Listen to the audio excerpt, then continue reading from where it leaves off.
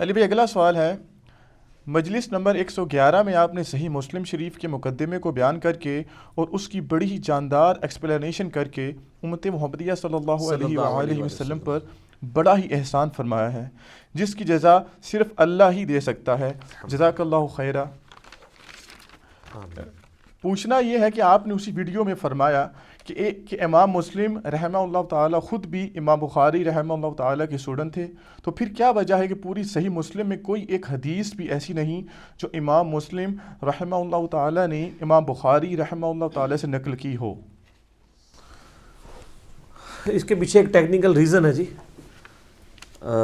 اس میں کوئی شک نہیں ہے کہ امام بخاری کے سب سے لاڈلے ترین اسٹوڈنٹ امام مسلم تھے، اور بلکہ محدثین تو کہتے ہیں یہ صحیح مسلم جو ہے یہ بھی امام بخاری کی کرامت ہے، کیونکہ انہی سے امپریس ہوئے تھے۔ امام بخاری رحمہ اللہ تعالیٰ اپنی زندگی کے آخری سالوں میں ایران ہی شفٹ ہو گئے تھے، نیشا پور میں۔ نیشا پور ہی وہ علاقہ ہے جہاں پہ امام مسلم رہتے تھے۔ 250 ہجری 250 ہجری میں امام بخاری وہاں پہ چلے گئے تھے، وہیں پہ امام مسلم ان کے حلقہ ارادت میں شامل ہو گئے اسٹوڈنٹ کے طور پہ۔ اس وقت تک ظاہر امام بخاری لکھ چکے تھے، تو یہ بخاری لکھوایا کرتے تھے اپنے اسٹوڈنٹس کو۔ اب اللہ کی طرف سے تقدیر غالب آئی کہ وہاں پہ ایک اور بڑے محدث تھے، امام محمد بن یحییٰ الذہلی، المتوفی 253 ہجری 253 ہجری میں فوت ہوئے۔ وہ امام بخاری المتوفی 256 ہجری اور امام مسلم المتوفی 261 ہجری کے مشترکہ استاد تھے۔ انہوں نے ہی سرمنی ارینج کی جب امام بخاری آئے کہ جی ان کو ویلکم کہا جائے۔ اس وقت یہ ہوتا تھا جب محدث آتے تھے لوگ پھر ان سے حدیثیں سنتے تھے، جس طرح آج کل کوئی بڑا سنگر آتا ہے تو پوری پبلک اکٹھی ہوتی ہے۔ اچھا، اور امام زولی نے اپنے شاگردوں کو سختی سے منع کیا کہ آپ نے امام بخاری سے خلق قرآن کا مسئلہ نہیں ڈسکس کرنا۔ اچھا، یہ جو میں واقعہ آپ کو بتا رہا ہوں یہ تمام اسماء و رجال کی کتابوں میں تواتر سے نقل ہوا ہے۔ اسماء و رجال کے حوالے سے بھی لوگ پوچھتے رہتے ہیں، یعنی یہ جو حدیث کے راوی ہیں ان کے حالات زندگی، اس علم کو جو ڈیوائز کیا گیا اسماء الرجال، رجال رجل مرد کو کہتے ہیں، اسماء ان کے نام۔ اس میں امام ابن حجر اسقلانی کی کتاب ہے التہذیب التہذیب، ابن حجر اسقلانی المتوفی 852 ہجری، اور ان سے بھی پہلے امام الذہبی المتوفی 748 ہجری، ان کی کتاب ہے سیر اعلام النبلاء۔ ان دونوں میں یہ واقعہ موجود ہے جو میں واقعہ آپ کو بیان کر رہا ہوں۔ اب اللہ کرنا یہ ہوا کہ اب ظاہر شرارتی لوگ تو موجود ہوتے ہیں، جس طرح یہاں کے لوگ یزید کا مسئلہ چھیڑ ہی لیتے ہیں، ٹھیک ہے نا۔ انہوں نے وہ انگلش میں محاورہ بھی ہے، forbidden fruits are always sweet, منع کیے گئے پھل ہمیشہ میٹھے ہوتے ہیں۔ خلق قرآن کا مسئلہ کسی نے پوچھ لیا کہ بتائیں کہ قرآن مخلوق ہے یا غیر مخلوق؟ تو امام بخاری نے کہا کہ اللہ کا کلام جو ہے وہ غیر مخلوق ہے، چونکہ کلام متکلم کی صفت ہوتا ہے تو قرآن اللہ کی صفت ہے، تو یہ ظاہر غیر مخلوق ہے۔ اب یہاں تک تو اتفاق ہے سب کا۔ اس کے آگے دو سکول آف تھاٹ تھے۔ ایک سکول آف تھاٹ یہ تھا، یہ جو ہمارے ہاتھ میں مصحف ہے نا، اور یہ پیجز کے اوپر جو لکھی ہوئی انک ہے اور یہ جو الفاظ ہیں، یہ چونکہ کاتب لکھتا ہے لہٰذا یہ تو مخلوق ہے، اور یہ لاجیکل بھی ہے، یہ میرے ہاتھ کی کریشن ہے، یا پرنٹنگ پریس پہ کچھ چھاپتا ہے تو اس کی کریشن ہے۔ قرآن کے جو الفاظ لکھے گئے، یہ لکھے ہوئے الفاظ یہ ہے تو مخلوق ہے کیونکہ ظاہر انک سے لکھے گئے، لیکن جو چیز لکھی گئی ہے وہ خود غیر مخلوق ہے۔ اب یہاں پہ آگے اختلاف ہے۔ لاجیکل بات تو یہ ہے کہ یہ جو مصحف ہے ہمارے ہاتھ کے اندر، یہ انسان نے اس کو لکھا ہے، تو یہ ہے تو غیر مخلوق چیز لکھی گئی ہے، لیکن یہ لکھنے کے بعد تو ابھی مخلوق کی فارم میں ہے نا، تبھی تو ڈسٹرائے بھی ہو جاتی ہے۔ اگر یہ غیر مخلوق ہو تو یہ ڈسٹرائے نہ ہو سکے۔ اب یہ قرآن کو اگر کوئی معاذ اللہ توہین کرتا ہے، یا کوئی پرانے اوراق جس طرح حضرت عثمان نے جلوا دیے تھے، صحیح بخاری میں آتا ہے، تو وہ تو پھر اگر غیر مخلوق اس کو مانے تو پھر تو جلنا ہی نہیں چاہیے تھا۔ تو امام بخاری سے انہوں نے کہا کہ یہ بتائیں، یعنی وہ اتھل والی گل تھی، انہوں نے کہا جی یہ تو ظاہر امام بخاری نے اب اپنا موقف تو بیان کرنا تھا. انہوں نے کہا کہ یہ تو مخلوق ہے. انہوں نے کہا جی اور جی امام بخاری نے مخلوق کہتا ہے جی, اے دیکھ لو, اے گمراہ ہے بندہ. اب وہ پورا مجمع ظاہر ہے امام بخاری کے خلاف ہو گیا, حتیٰ کہ ان کو وہ شہر, حالانکہ وہ اس نیت سے گئے تھے کہ میں باقی زندگی وہیں پہ گزارنی ہے. اب وہ ان کے استاد صاحب بھی آ گئے, انہوں نے جناب اناؤنسمنٹ کرا دی. انہوں نے کہا اب وہ کیوں یہ کر رہے تھے, وہ احمد بن حنبل کے شاگرد تھے, المتوفیٰ 241 ہجری. چونکہ احمد بن حنبل نے مارے کھائی ہوئی تھی خلق قرآن کے مسئلے میں, خلیفہ عباسی معتصم باللہ کی. اب جو بندہ قربانیاں دیتا ہے نا, تو اس کے ساتھ جو لوگ وابستہ ہوتے ہیں نا, ان کی عقیدت بھی آخری درجے کی ہوتی ہے. وہ کوئی غلط بات بھی کرے نا تو وہ اس کو بھی آن کرتے, کہتا ہے جی اتنی ان کی قربانیاں ہیں دین کے لیے. جیسا کہتے ہیں نا جناب, جس طرح ہم جب کوئی پرائم منسٹر کی غلطی ہائی لائٹ کرتے ہیں, وہ کہتے ہیں نہیں بندہ ایماندار ہے. آپ کہتے ہیں یار ایماندار ہے, مان لیا ہے, ہم سٹامپ پیپر پہ لکھ کے دیتے تھے ہم ایماندار مانتے ہیں, لیکن مطلب حکومت میں یہ کمزوریاں آ رہی ہیں. تو وہ وہاں پہ بھی نا وہ نہیں جی خدمات ہیں, خدمات ہے تو ان جو غلط کہہ رہے ہیں وہ بھی بننا ہے. یا انہوں نے نہیں کہا, چونکہ اس مسئلے میں غلوف کیا تو ان کے نام پہ غلط چیز منسوب کر دی جائے. انہوں نے کہا جی بھائی جی گل یہ ہے کہ بھائی جو بندہ بھی امام بخاری کے اس عقیدے پہ ہے نا, تو امام زولی نے کہا کہ میری مجلس سے وہ اٹھ جائے. تو سب سے پہلے امام مسلم اٹھے, امام بخاری تو خیر اٹھ ہی گئے اور نکل گئے. یعنی انہوں نے یہ کہا کہ میں ایگری نہیں کرتا ہوں. یہ ایٹیچیوڈ تھا امام زہلی کا. اور دوسری طرف امام زہلی کا نام اگر ہم آپ کو بتائیں تو آپ کو پتہ ہے ان کو کوئی جانتا بھی نہیں ہے. ایون اگر آپ ویکیپیڈیا پہ بھی جا کے لکھیں نا امام بخاری امام مسلم, تو آپ کو سینکڑوں صفحے ملیں گے. اس بندے کا آپ نام بھی لکھیں نا تو اس بندے کے نام کے ساتھ بھی آپ کو کچھ نہیں ملے گا. یہ میں آپ کو بتا رہا ہوں کہ کوئی شخص اگر اختلاف رائے کرتا ہے تو کسی کی خدمات کو ختم نہیں کر سکتا دنیا سے.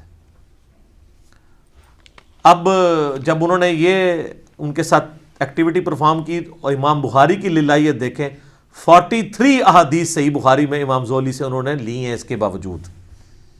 لیکن امام مسلم نے کہا میں نے زولی سے کوئی حدیث نہیں لینی.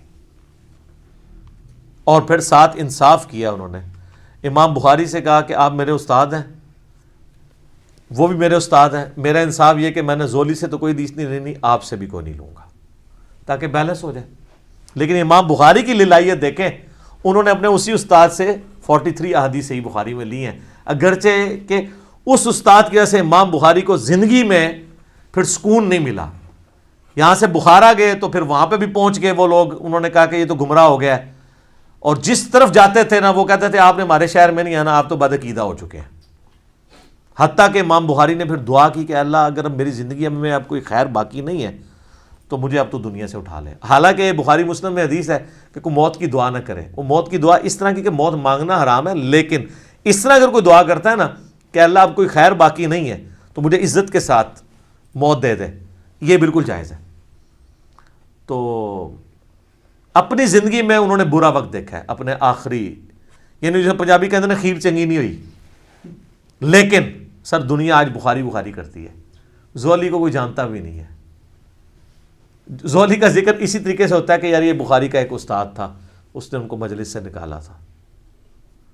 بہرحال اس شر میں سے خیر یہ نکلا کہ امام مسلم نے انڈیپینڈنٹ سند سے نبی علیہ السلام سے احادیث لی, ورنہ انہوں نے اکثر احادیث بخاری سے لے لینی تھی. جیسے کہ امام بخاری کے شاگرد ہیں امام ابن خزیمہ, اس کے بعد ان کے آگے سے شاگرد ہیں امام ابن حبان.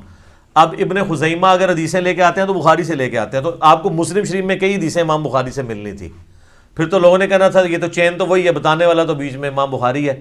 لیکن آج یہ ہے کہ الحمدللہ امام مسلم کی اپنی سند نبی علیہ السلام تک جاتی ہے الگ سے, جس میں بخاری نہیں آتے, اور بخاری کی الگ سے جاتی ہے جس میں امام مسلم تو ظاہر نہیں آئیں گے, وہ اسٹوڈنٹ ہے.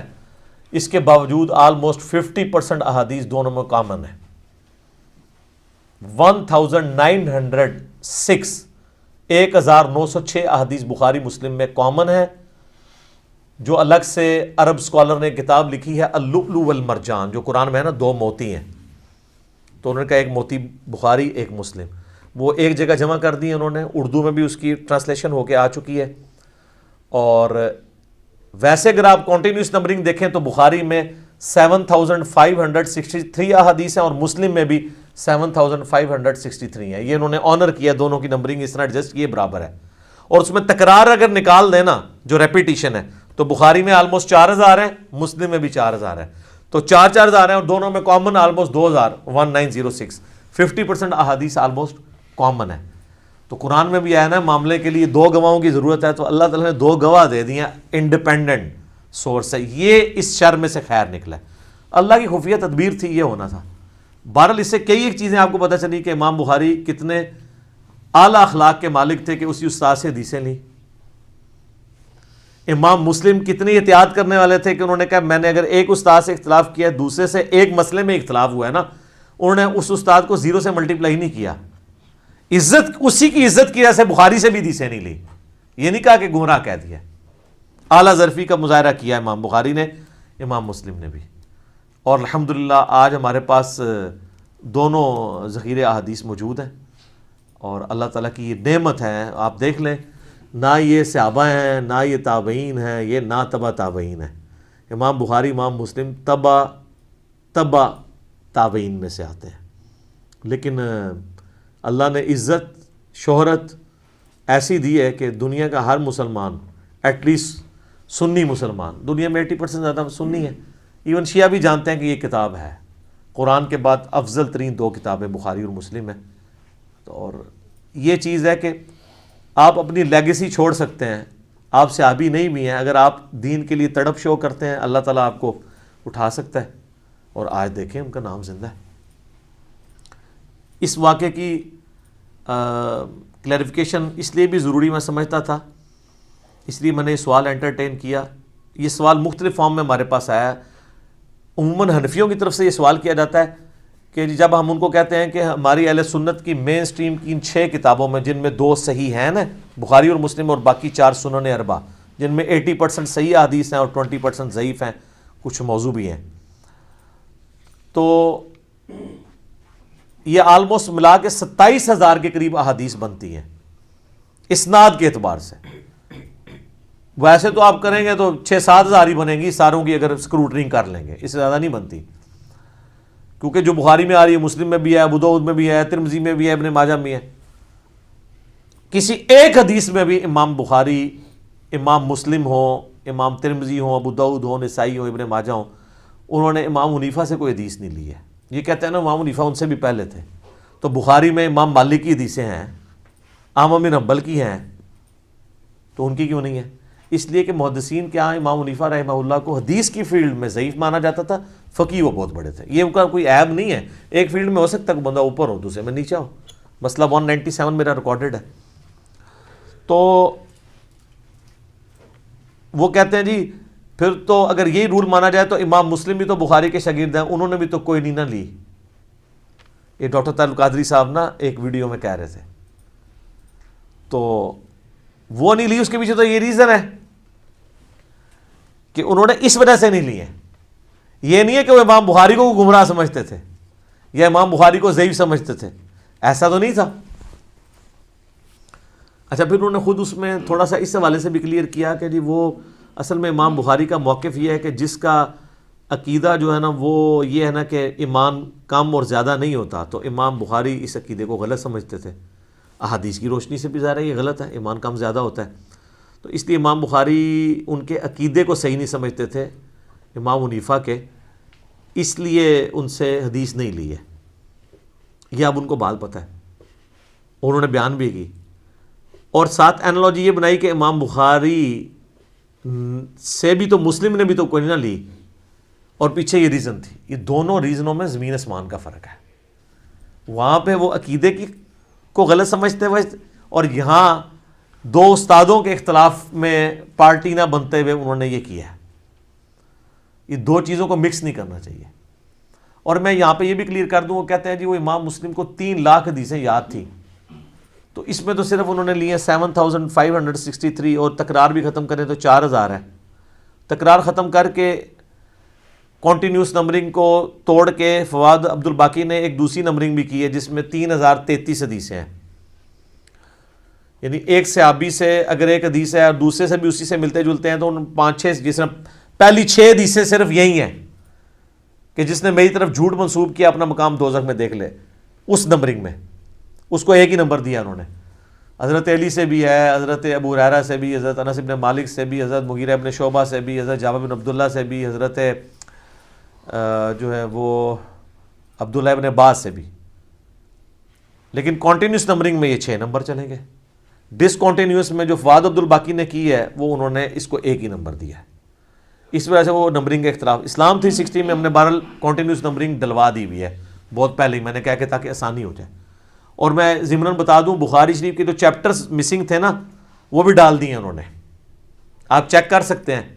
اب رمضان آنے والا ہے نا تو آپ نے جا کے بخاری شریف میں نے بتایا تھا 692 نمبر حدیث کی ہیڈنگ میں امام بخاری نے لکھا ہے کہ سیدہ عائشہ کا غلام تھا زکوان جو مصحف ہاتھ میں پکڑ کے انہیں قیام اللیل کرواتا تھا، اور اس کی پوری سند جو ہے وہ سنن کبریٰ البیہقی میں اور مصنف عبدالرزاق میں ہے.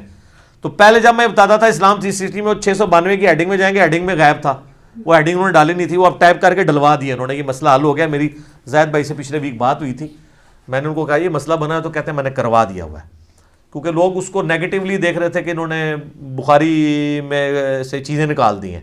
تو میں نے کہا وہ کسی درجے تک ٹھیک ہی دیکھ رہے تھے، آپ نے کیوں نکالی ہیں اس طرح؟ گرچہ آپ نے، وہ کہتے ہیں میں تو ہیڈنگ سمجھ رہا تھا چونکہ اس کی نمبرنگ نہیں تھی، لیکن میں نے کہا امام بخاری کا فہم ہے وہ تو آپ نے بتانا ہے. تو یہ کہتے ہیں 3 لاکھ حدیثیں، وہ 3 لاکھ اسناد ہیں. یار قرآن کی آیات آلموسٹ 6,500 ہیں، 6,666 نہیں ہے سر، وہ بھی کہانی جائے نا. تو حدیثیں کیسے 3 لاکھ 6 لاکھ ہو سکتی ہیں نبی علیہ السلام کی زندگی میں؟ آپ کی عمر نو تھی کہ آپ نے 6 لاکھ حدیثیں بیان کرنی تھی؟ ٹوٹل احادیث جو ہے نا نبی علیہ السلام کی 10,000 سے زیادہ نہیں ہے، ساری کتابوں کی بھی جمع کر لیں. ویسے تو آپ کہیں گے 27,000 تو ادھر پڑھی ہوئی ہیں اور مشکات کی بھی 6,000 ڈال لیں، تو مشکات میں بھی اسی میں سے ہی ہے نا.